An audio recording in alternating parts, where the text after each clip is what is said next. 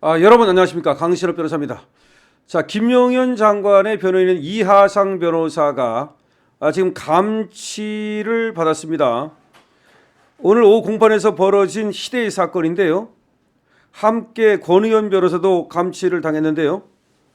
자, 법정 밖으로 끌려나갔습니다. 그리고 이게 대한민국의 사법 분야하고 지금 질타했는데요. 자, 이런 일은 거의 없습니다. 그러니까 법에는 물론 감치할 수 있다고 돼 있습니다. 그러나 실제로 감치한 예는 찾아보기가 어렵습니다. 왜냐하면 변호사에 대해서 그렇게 감치를 한다는 것은 변론권을 그거는 침해하는 것이기 때문에 그렇게는 잘 안 하거든요.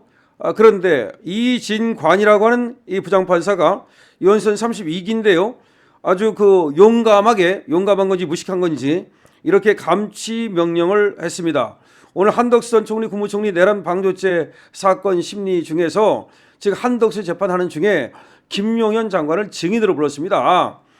그런데 거기에서 김용현 장관이 증인으로 나오니까 원래가 증인의 신뢰관계인이 동석할 수 있도록 되어 있습니다.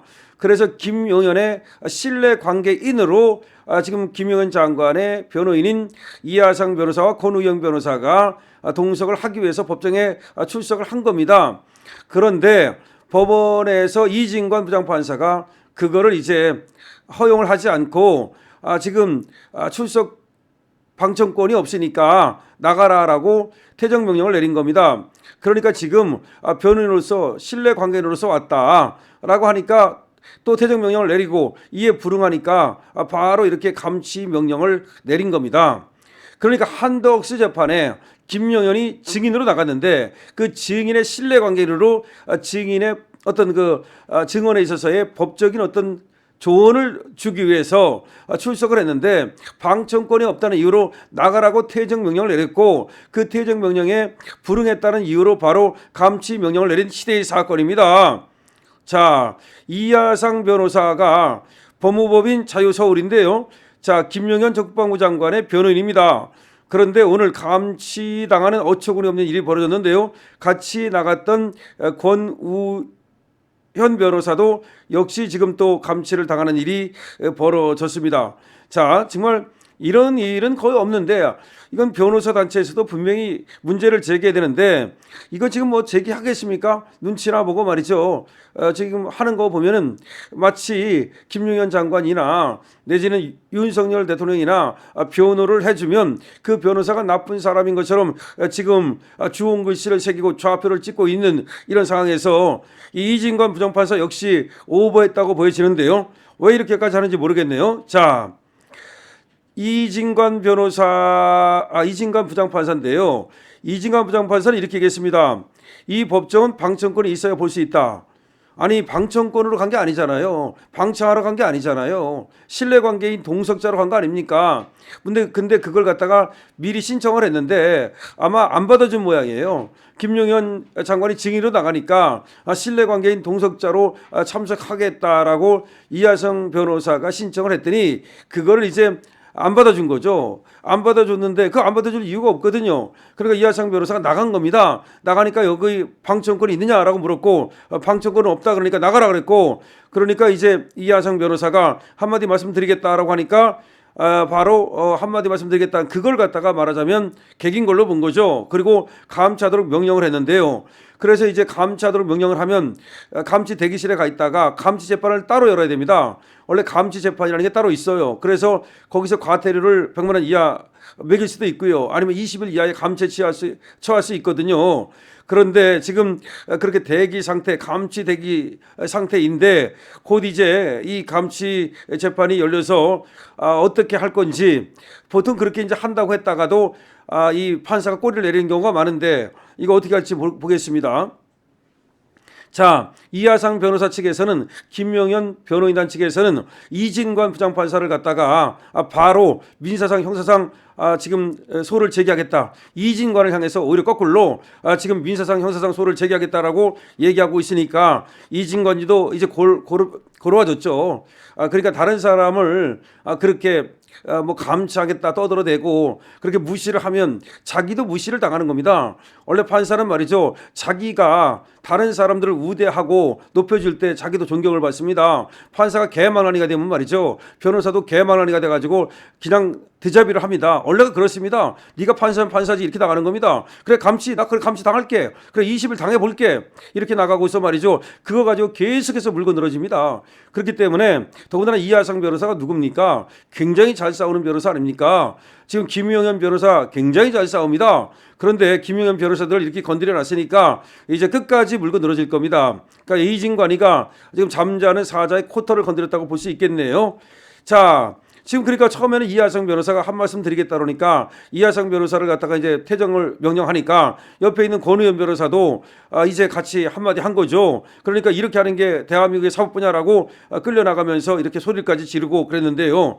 어쨌든 지금 저희들이 이하상 변호사에 대해서 약간 그러니까 평상시에도 바른말하고 그러니까 그거를 고깝게 보다가 이번에 말이죠 감치를 하려고 그러는 겁니다. 이하상 변호사는 어제 열린 김용현 전 장관의 의견에 의한 공무집행 방해 등 사건에서 그러니까 김용현 사건에서 조은석 특별검사 내지는 특별검사보가 공판에 출석하지 않았다면서 파견검사들은 재판을 진행할 수 없다. 왜 파견검사들이 나와서 하느냐. 특별검사가 나오든지 특별검사보라도 나와야 되는 거 아니냐라는 문제를 제기했습니다. 그 문제를 제기하고 계속해서 그걸 따지니까 이 재판장이 한성진 부장판사인데요. 이 한성진 부장판사는 이제 거기에 대해서 제대로 반응을 하지 못하고 얼버무리다 말았는데 다시 말하면 김용현 장관의 부장판사는 한성진인데 이 한성진한테 이하상 변호사가 왜 특검이나 특검보가 안 나오고 파견검사들이 나와서 공소 유지를 하느냐 이 문제를 제기한 거예요. 그러니까 한성진이 이제 얼버무리고 말았어요. 그런데 한성진이 좀 어떻게 보면 다구리를 당한 거죠. 이하상 변호사한테. 그러니까 이진관이라는 자가 아마 이제 요 이하상 변호사가 한성진한테 이렇게 이제 이의 제기하고 이걸 받겠죠. 저것 봐라. 이렇게 찍어놨다가 지휘재판부에서 말하면 김용현 장관이 이제 증인으로 나오는 이 재판에서 이하상 변호사가 들어와서 한마디 하려고 하니까 너 잘 만났다라고 이번에 감치를 갖다가 하려고 하는 거예요. 그러니까 원래는 지금 김용현 재판부는 한성진 부장판사예요. 그리고 이진관하고는 관계가 없어요.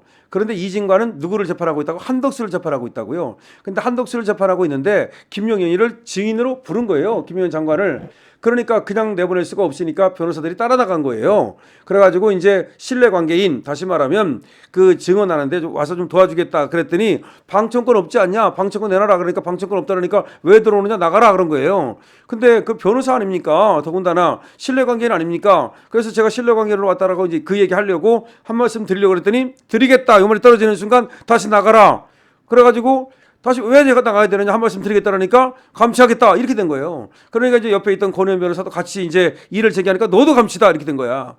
그래 이제 그렇게 된 건데 한바탕 소란이 이런 건데 쉽게 말하면 이진관이라고 하는 부장판사가 상당히 오버하는 거죠. 또 이재명한테 잘 보이고 싶은지 모르겠습니다. 이재명한테 잘 보이면 그대로 출세하니까요. 벼락 출세하니까요. 이번에 말이죠. 반부패부장 대검에 지금 박철우라고 이자가 이번에 항소 포기를 하는데 결정적인 공을 세워서 그런지 몰라도 어떻게 됐습니까? 서울중앙지검장이 됐잖아요. 서울중앙지검장이 됐으니까 앞으로 공소 유지할 때도 말이죠. 이거 얼마나 야 대충 해. 앞으로 말이야. 대충 그렇게 할 거 아닙니까? 이재명 얘기만 나오면 이재명과 관련됐으면 야 그거 공소 유지도 대충 하고 공소 취소해버리고 아마 공소 취소하라고 지금 요 박철우를 서울중앙지검에 갖다 놓은 것이 아닌가 싶어요. 하지만 서울중앙지검에 간 박철우는 죽을 자리 간 겁니다. 그런 식으로 서울중앙지검장 되면은 다른 검사들이 존경하겠습니까? 아이고 검사들도 만만치 않아요. 존경을 받을 수 있겠습니까? 영이 서겠습니까? 그런 자리 가가지고서 그런 어떤 부당하게 어떤 그 뭐 한쪽 편 들어가지고 다시 말하면 옛날에 신숙주 뭐 그런 식으로 뭐 마치 세조 편 들어가지고 출세하듯이 뭐 그렇게 된 건데 이게 얼마나 나중에 말이죠 불명예가 되겠습니까? 어쨌든 이하상 변호사가 감치를 당하는 희대의 일이 벌어졌는데요. 아직 물론 이제 감치 재판을 따로 해야 됩니다. 결과는 이제 나오겠습니다만은 어쨌든 간에 그렇게 이제 감치 명령을 하고 감치 재판을 했다는 자체가 그리고 아무래도 하는 거 보니까 감치할 것 같아요. 아니면 과태료를 때릴 것 같아요. 과태료는 100만 원 이하거든요. 어쨌든 과태료로 이제 때릴 가능성이 있죠. 또 감치까지 하기는 부담되니까 이진관이가 이 새가 심을 가능성이 있는데 하여튼 좀 지켜봅시다. 이하상 변호사 어쨌든 이렇게 감치를 당할 위기에 처했는데 뭐 잘못한 건 없죠. 한마디 하려고 했다는 그게 이제 잘못했다는 건데 그게 잘못한 겁니까? 적어도 그것이 그렇게 감치를 시켜야 될 사안입니까? 여러분께 묻겠습니다. 자, 강실업 TV입니다. 좋아요와 구독을 부탁드립니다.